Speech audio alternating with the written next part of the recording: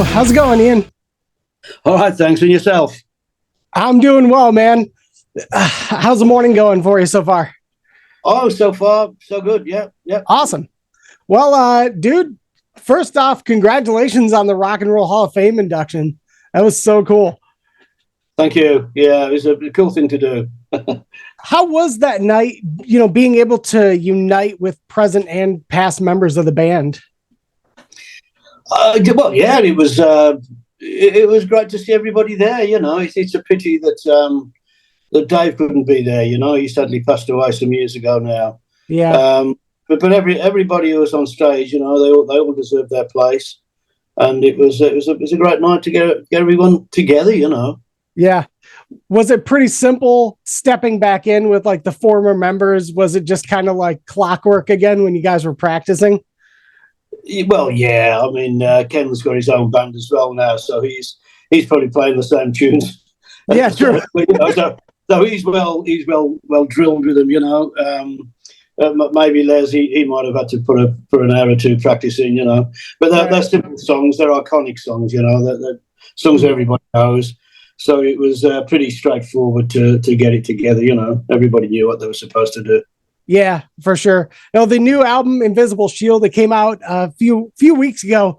And again, man, I'm so impressed with the way that your band can continue to put out legitimately great albums. How was the experience making this album? Well, it was a bit convoluted, really. I mean, the album should have come out really before COVID. Yeah. The album, the writing process started immediately after Firepower. And then along came COVID, and half the band lived in America, half of us were in Britain. And we weren't allowed to see each other, for a long time there. Mm. So it was a long, protracted process, really. Everybody had to be done sort of individually. Andy was the brave one who was travelling backwards and forwards and doing all that. So and it came to pass. I mean, COVID finished, and we were straight into the 50th anniversary tour, so we had to wait another year, before we could release it. But it got to the point where we were trying to save as much time, the time that we got left. So I ended up doing bass lines in hotel rooms on the last European tour. So, which is easy to do these days. Well, not easy, nothing's easy, but it was straightforward, Yeah. Andy had got his laptop with him, all the files he got, in his cave.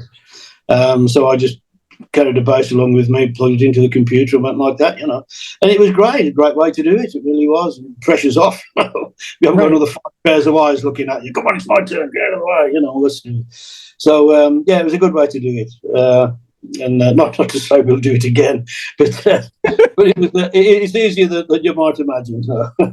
That's great. Now, I was very excited when you guys came to the Wings Event Center for that 50th anniversary and in Kalamazoo. And did that show in 2022 kind of prompt you guys to want to come back to the Wings Event Center? Because before that, it'd been quite a while since you had been to Kalamazoo. But man, that I just feel like that show, the entire arena was just pure energy.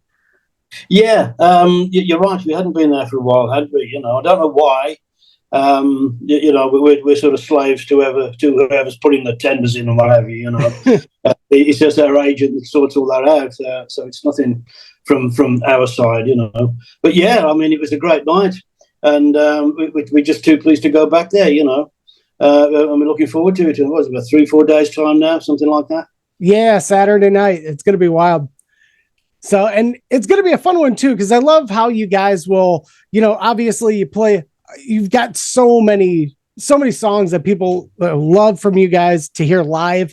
But you always seem to kind of bust out 1 or 2 gems, a couple of deep cuts. And obviously, we're hearing songs like Love Bites and, Saints and Hell. And I'm how is it coming up with a set list when you've got such a massive catalog of music? I know it gets more difficult with each album, because for every new one you put in, you've got to drop potentially somebody's favourite, So it does get difficult. But you've got the core songs which are ring fenced, really, the songs that you can't drop, and we build a set around that. New songs, very rarely do you have any more than about 3, 4 at a real push, because. Mm-hmm. say you're having to make way for it, and the deep cuts as well. So you're dropping another familiar song for a deep cut, you know, and it does get more difficult. But we have a load of songs that we can chop and change, you know, without too much drama, and we try and do as much as that as we can, just to keep this, you know, the set list fresh, and maybe a surprise or two. I mean, we've been here now for about 2 weeks, give or take. So it might be time to swap one or two of the songs, you know, which it's easy enough to do. We have rehearsal facilities at the gig. But yeah, it's difficult, you know, it's difficult. But you know, I think we do our best to get a blend of old, new, and unfamiliar, as well as the popular, you know. Yeah, absolutely. Now, you've been in Priest pretty much since the beginning. Not a lot of people are aware of this. Judas Priest, as we know it, actually didn't start with you and KK. You guys had a project together, and eventually it became Priest, but it was originally like a completely different set of members, wasn't it? It was, yeah. You're talking about 1968, 69. They had a few mishaps along the way. I know one of the guitarists sadly died in a car accident.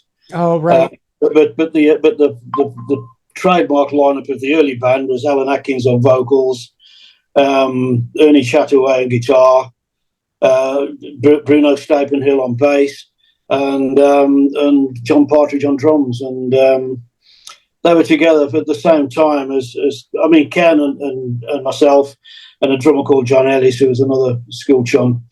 But we were just meeting up at a local rehearsal place, you know, saving our pennies, and just learning the trade. Basically, we were learning how to play as we were going along. In the meantime, the original Judas Priest had split up for one reason or another, and sometime later, probably early, it must have been 1970, probably, I don't know, summertime 1970, something like that. Al Atkins from the original band walked past our rehearsal room and liked what he heard, you know, came and asked if we needed a vocalist, which we did. Yeah. And went from there. We spent the rest of the year just rehearsing, you know, getting set lists together, which it was only one or two original songs. We were playing other songs, you know, by the popular bands of the day, you know, Hendrix songs, Cream songs, Fleetwood Mac, so, you know, stuff like that. A band called Quatermass that no one's ever heard of. We did quite a few of their songs, you know. And we started in early 1971. I think it was early March 1971, maybe, when we started playing. Essington Working Men's Club. Oh man, putting in the work. Now, it was the start. Yeah. Now, when do you feel like Judas Priest as a band really found their vision at what they wanted to be musically? Because obviously Rock-a-Rolla, quite a different album than, you know, something like Sad Wings of Destiny. When do you think, was there a particular album that kind of the writing process kind of made you realize, like, this is the kind of music that we would really like to put out there? It was probably British Steel. Yeah. Because heavy metal didn't exist when we started. It was called heavy rock or progressive rock even, you know. And we went up all different avenues. You know, there was a bluesy type of thing, there was a rocky type of thing, there was a heavier thing, there was even the lighter and the more commercial sort of avenues we went up. I mean, but it probably wasn't until 78, 79 when somebody said, oh yeah, they're a heavy metal band. You knew what to expect, and everything pretty much came together with British Steel in 1980. That was the music, you know, the direction of the music, and of course the image as well. We'd lost the satins and the and the velvet, and you know, the flowers, you know, which is the hangover from the from the hippie days, you know, and we were into leather by then, you know, and it suited the music perfectly. It really did. Yeah. And that when we took the first real step on the direction, and that went right the way up really till Defenders of the Faith. You know, that was a peak of that direction, if you know what I mean. Right. After that, we did the experimental Turbo album, which had mixed reviews. You know, it lost us a lot of fans, but gained us a lot of new ones. You know, And then we went with a harder edge with Ram It Down and Painkiller, you know, and that's we're following on from that now, you know. Right. With a lot of, you know, classic metal bands, there seems to be a lot of themes with every album. You mentioned the image is creatively when you're making an album. Do you start with the music and then kind of develop the concept, or do you have the concept in mind and try to write music around that? There's no real concept. I think it all just falls into place. I mean, I'm not one of the writers. That's obviously historically it was Ken, Glenn, and Rob. Lately, for the last few albums, it's been Richie Faulkner, you know, and they'll come up with musical ideas. Rob's always got lyrics. He's always writing lyrics, you know. Right. He's got a catalogue of those, wonderful, you know, sort of left field lyrics that he writes. So that the two guitarists get together, get the elements of the song, if you know what I mean. Yeah. Rob will put his lyrics to it, and when they have pretty much the rough song, the rough outline of the song, that's where myself and Scott will get our copies of it, and he'll put his drum patterns, and I'll put my bass lines down to it, you know. So that's pretty much the writing process. It's still like that today. Nice. Now, the band obviously saw some changes in the 90s. You guys were fortunate enough to find Tim "Ripper" Owens, who did a great job stepping in as vocalist. How was that transition of working with Rob to working with Tim? It was pretty simple, really. I mean, we didn't really want another name per se, if you know what I mean. Right. Because they'll always bring the baggage with them, and it really would change the band dramatically. Mm-hmm. And we didn't really want that. You know, we wanted to continue in the vein that we were in. So we wanted someone who could pretty much cover what we were already doing. And Ripper was an obvious choice. He had a tremendous voice, and he was actually playing in a Priest tribute band at the time. You know, so he knew most of the songs, which was a bonus. So you know, we went for Tim, and it was a pretty easy process. Tim's a great bloke, you know, easygoing fella. So it was an easy process, really, you know.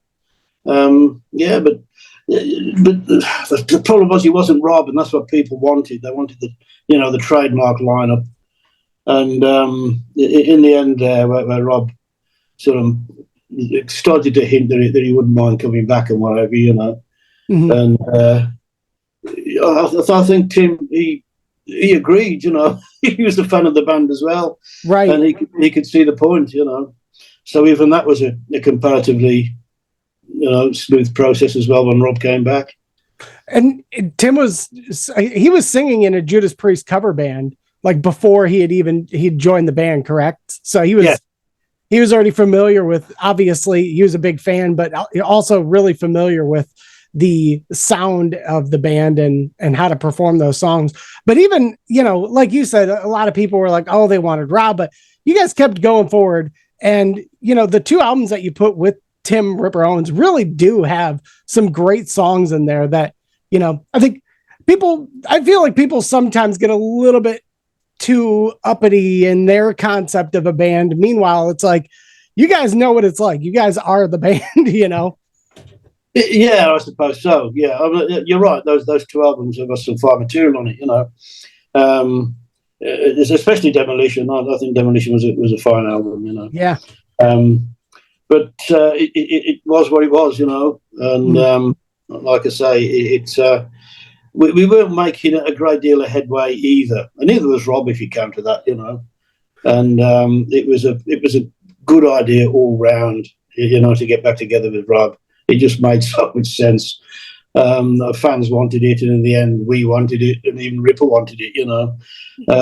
So it made a lot of sense, you know. And Rob came back. We stepped straight back to where we were, you know, at the Painkiller, and went off from there, you know.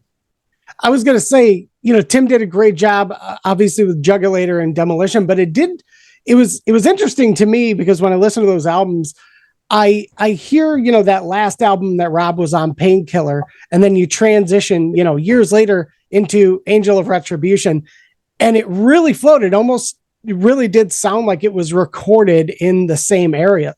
Like you said, it kind of picked up where it left off. Is that a matter of like Rob's influence on the music as frontman as well? Yeah, no, I think it's just something that came naturally, you know.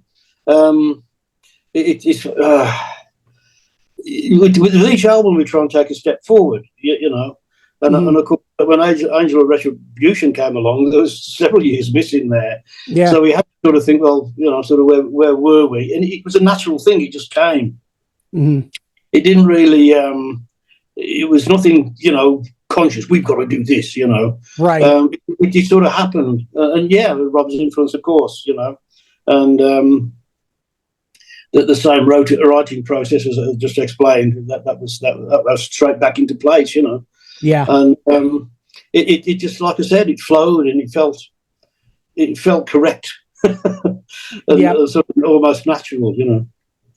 Now, for a lot of years, people have been asked. It was funny because we asked our audience. I said, you know, what should we talk to Ian about? Someone brought this up, and I thought it was funny. For years, people have been asking for a mega tour with Judas Priest and Iron Maiden.